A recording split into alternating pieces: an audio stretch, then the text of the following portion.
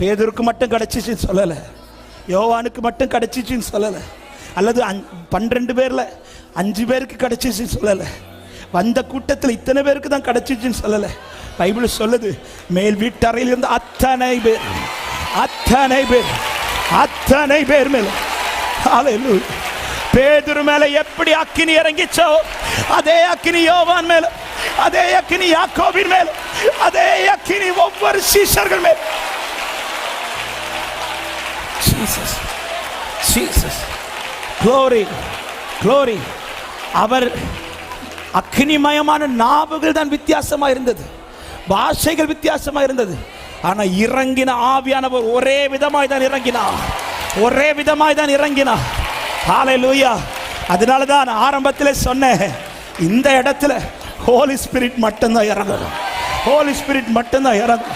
ஆனா இப்போ பக்கத்தில் இருக்கிற